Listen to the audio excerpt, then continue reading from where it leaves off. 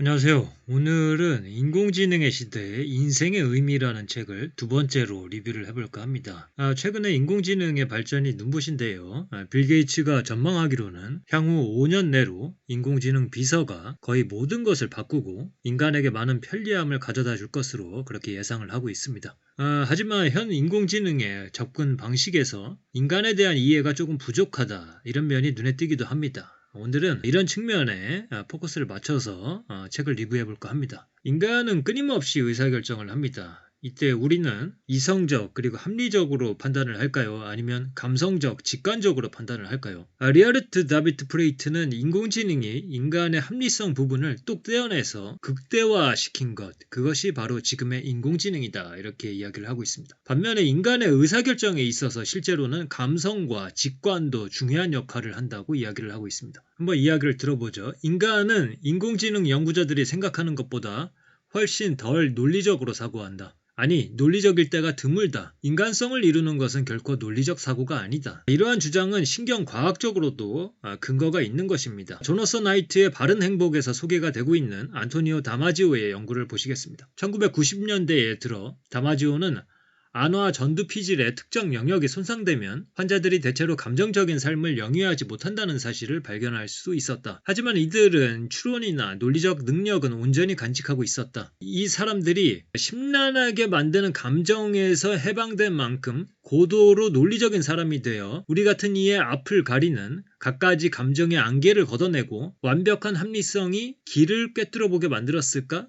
실제로는 정반대입니다. 이들은 간단한 결정이나 목표 설정조차 버거워하게 되었으며 어느 순간부터는 자신의 삶이 차차 무너지고 있음을 알게 되었습니다. 그래서 실제로는 감정 없이는 너무 많은 선택지 앞에서 길을 잃어버리고 결국 선택의 장애를 겪는다, 이렇게 이야기를 하고 있습니다. 한편 이 인공지능에 대한 정의에서 환경이 문제로 등장하고 인공지능은 문제 해결사로서 정의가 되고 있습니다.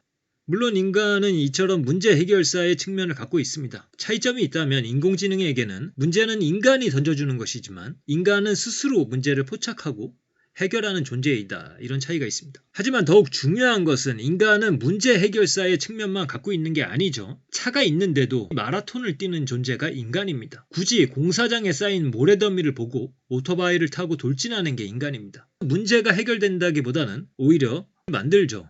인간은 트러블 메이커입니다. 모래더미 위로 점프한 오토바이는 넘어지면서 부셔지고 오토바이 운전자는 이빨이 부러집니다. 인간은 그런 존재인 거죠. 인공지능의 환경은 과제 환경입니다. 인간이 준 문제들이 인공지능의 환경이라는 것이죠. 인공지능은 이 문제들을 가장 최상의 방법으로 해결하고자 합니다. 여기서 김재인 교수님의 인공지능의 시대에 인간을 다시 묻다의 구절들을 살펴보겠습니다. 인공지능을 논할 때 환경은 과제 환경을 가리킵니다. 과제 환경들은 본질적으로 문제들이고 합리적 에이전트는 그것들에 대한 해답들이다. 여기서 문제들은 인간이 인공지능에게 준 문제들입니다. 그래서 과제라고 하는 거죠. 그리고 합리성은 과제와 관련해서 규정됩니다. 합리적 에이전트는 현실적으로 도달할 수 있는 최상의 결과물을 성취할 수 있도록 작용합니다.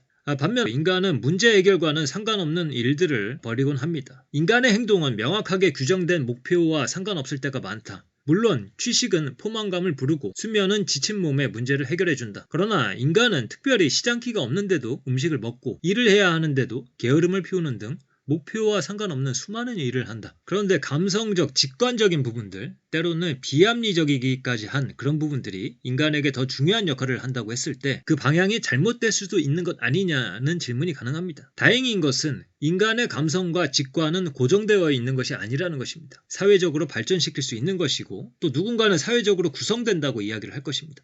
어쨌든 이 사회적 작용을 통해서 우리가 얼마든지 좋은 방향으로 감성과 직관을 키워나가고 적용시킬 수 있는 것입니다. 직관의 힘에서 나쁜 것은 일반적인 예상보다 우리가 훨씬 덜 이성적으로 행동하고 자기 결정권이 약화된다는 점이고, 좋은 것은 직관 역시 동의나 실망, 타인의 자극과 의견을 통해 배워나간다는 점이다. 따라서 감정은 변하고 상황에 적응한다. 또 감정은 보편적인 것이 아니라 문화적인 것이라고 주장하는 신경과학자 리사 펠드먼 베럿의 이야기를 들어보겠습니다. 바차는 미국에서 오래 지내면서 그의 감정도 점점 미국식으로 바뀌었다. 그가 지닌 유쾌한 감정 개념의 범위가 확장되었고 내용도 더 다양해졌다. 유쾌한 감정에 대한 입자도가 높아져서 미국식 행복을 욕구 충족이나 만족과는 다른 것으로 경험하게 되었다. 미국식 규범과 관습에 대한 새로운 개념들이 그의 뇌에서 생겨난 것이다. 이런 과정은 감정의 문화적 동화라고 불린다. 벨기에에서라면 당신의 목표가 동료 때문에 가로막혀 분노를 자아낼 상황에서 터키인은 죄책감, 수치심, 경의의 느낌도 받곤 한다. 여기서는 감정이 문화에 따라서 다르게 구성될 수 있다의 의미이지만 이게 도덕적 직관도 문화에 따라서 다르다라고 해석이 된다면 간단한 의미가 아니거든요. 이것은 표준화의 문제와도 관련이 있는 것입니다. 도덕적 판단을 표준화할 수 있을까요? 우리가 아주 오래 병간호를 하던 가족이 매우 비참한 선택을 한 뉴스를 들을 때가 있습니다.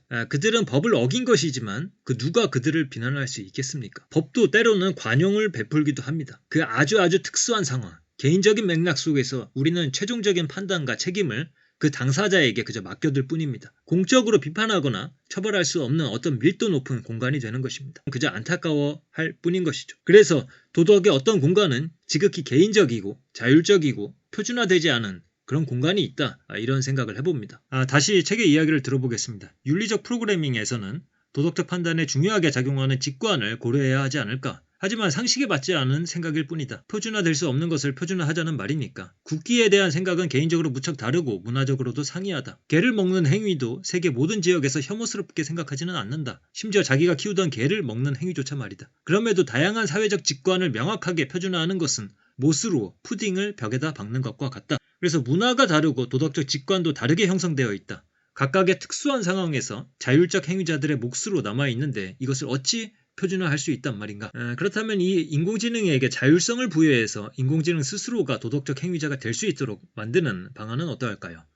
루치아노 플로리디와 샌더스는 의식을 가진 인간 같은 강한 의미의 도덕적 행위자 대신에 상호작용성, 자율성, 적응성 등을 갖춘 인공지능을 약한 의미의 도덕적 행위자로 인정하자고 주장을 하고 있습니다. 그런데 인간적인 의미의 도덕적 행위를 재정의해서 인공지능만의 자율성과 도덕적 행위를 인정했을 때 정의상 인간과 다른 결정을 할 수도 있다는 것인데 그걸 누가 온전히 받아들일 수 있을까요? 특히 그 대상이 내가 되었을 때는 말이죠. 다른 인간이 나의 의지, 자율적 행위를 꺾을 때조차 절망감이 드는데 AI가 나의 의지와 상충하게 되면 그때의 절망감은 이루 말할 수 없을 것입니다. 그리고 대다수의 사람들은 도덕은 그래도 인간적이어야 한다는 감각을 갖고 있죠. 기술 철학자 마크 코켈버그의 말입니다. 그런데 인간의 도덕적 표준으로 판단할 때 과연 그러한 인공적인 도덕적 행위 주체성으로 충분할까? 현실적인 우려는 예를 들어 자율주행 자동차가 충분히 도덕적이지 않을 수 있다는 것이다. 여기서 원칙적인 우려는 우리가 인간의 도덕성에서 너무 멀리 벗어난다는 것이다. 많은 사람이 도덕적 행위 주체성이 인간다움 및 인격성과 연결되고 또 연결되어야 한다고 생각한다.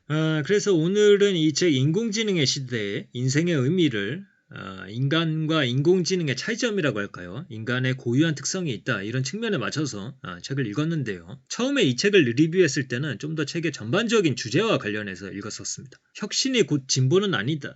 스탈린주의, 기관총 등이 개발된 것은 혁신이지만 그것이 인류의 진보를 이끌어내는 것은 아니다. 기술의 발전을 무비판적으로 바라보고 절대적인 위치를 부여할 필요는 없다. 그게 우리의 삶과 얼마나 잘 어우러지는가가 중요한 것이죠. 역시 경제적 이익에만 정당성을 부여할 필요는 없습니다. 인간에게는 도덕적, 사회적, 미적 이익 같은 것들이 존재하기 때문이죠. 제러미 리프킨식으로 표현을 하자면 경제적 이익을 넘어서는 엔트로피 청구서가 존재한다. 경제적 이익을 만족시키더라도 환경을 파괴하거나 인간의 삶을 무너뜨리고 그 리듬감을 잃게 한다면 그 최종값은 인류에게 마이너스로 계산되어야 한다는 뜻입니다. 그런 의미에서 기술의 기하급수적 성장만을 이야기하고 마치 그 선로에서 인류가 벗어날 수 없다는 듯이 이야기하고 초지능의 도래를 기정사실로 하고 지금 당면한 문제로부터 눈을 돌리게 만드는 패러다임에서 벗어날 필요가 있겠습니다. 저자의 표현대로라면 지금 인류는 지하실에서 불이 나고 있는데 더욱 빨리 지붕만 올리고 있는데 혈안이 된 듯한 모습입니다. 그래서 이 인공지능 관련돼서는 인공지능을 긍정적으로 기술하고 사이버고를 기대하고 이런 관점도 많이 소개를 드렸고 최근에는 그것에 대해서 비판적으로 보는 책들도 소개를 드리고 있습니다. 그래서 오늘은 이 인공지능의 시대의 인생의 의미 두 번째로 소개를 드렸고요. 술술 읽히면서도 대중적인 책이다. 그래서 이 인공지능과 더불어 살아갈 인류에게 던져주는 시사점이 많은 그런 좋은 책이라고 생각하고 있습니다. 그러면 오늘의 내용은 이것으로 마치도록 하겠습니다. 감사합니다.